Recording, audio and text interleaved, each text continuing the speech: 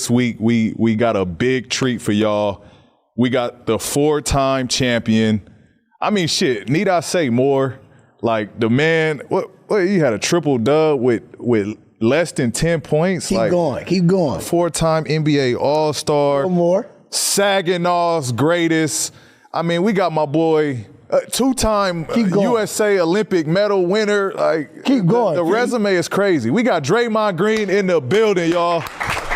My dog. Reach it over. There it is. Appreciate y'all having me on, man. I'm excited. This is fun for me, man. And just like when you first got in the podcast space, yeah, I remember hitting you. But I think it's so dope that you're doing it and like just sitting here talking to Jackie and like how the guest list go. And all of a sudden, you know, you start off, nobody want to come on the show.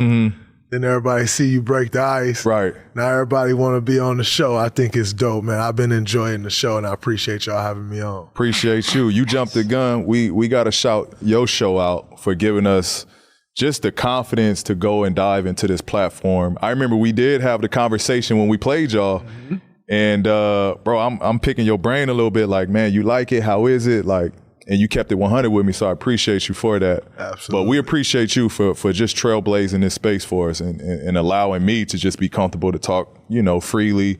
Because at the end of the day, I feel like that's what the fans want to hear from. Like, they tired of, no disrespect, shout out Stephen A., but they want to hear from the athletes. They want to hear from our side, shit. like the real shit. Yeah, so, absolutely. Real. And I think for me, I watched a few guys too, like JJ Redick. I think JJ Redick probably helped me more than anybody, and he gave me like some of the most sound advice that anyone could give me.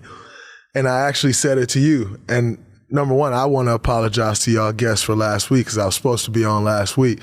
And then, no lie, I went to Paris. So I'm still on vacation. And so I apologize for that. But one of the best things JJ Redick ever said to me, he said, listen, when you do it, you have to be committed to it, and you have to give your listeners what they want each and every week. Maybe you miss a week here, maybe you miss a week there, but you have to get that to the fans. And that's something that I really took to heart. And I probably went overboard. All of a sudden, I'm getting suspended from games and shit and going back to the hotel and talking about it right after. But like, that was some of the best advice I could have gotten. And I see that y'all been keeping it up. And it's huge with your fan base. That's the thing I remember you told me was the consistency. Just be consistent. Like, make sure you get one in a week and make sure you putting that shit up there every week. I remember that's what you told me on the consistency standpoint. You won. You got some awards from your show. Won a couple. Do they go up there with the rings? They go up there with the NBA rings? You know what? Same ballpark? Here's why I would say they're not in the same ballpark. Because as you know, I grew up playing basketball just like yourself. And growing up, and it's the same for you doing your field. Growing up, like, you aspire to win the championship. You aspire, to win all the awards, Oscars, or any award for that matter, Emmys. And so for me, it could never compare to that because I didn't aspire to do this. You know, like, it was something that all of a sudden you get to talking. Then I was, given the opportunity to go on TNT, and I'm like, oh man, there's something here, And then kind of just fell into it. And once, as you know, as both of y'all know, once we get into anything, the work ethic just gonna come. That's embedded in us. That's what we do. That's all we know. And so then the work ethic, like, boosts you to hear, because it's like, oh man, you got something people want to hear. Like, it's interesting. You play, that's all dope.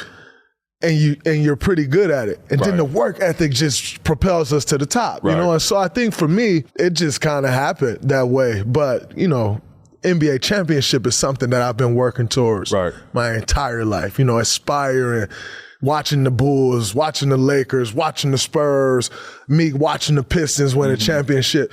You aspire to do that all of your life. So I don't think it necessarily hit the same now. In saying that, it's very fulfilling because, we come in this industry not essentially supposed to be in this industry, supposed to be playing and being talked about. And so to come into this industry and make waves and win some awards is definitely something that I'm appreciative of.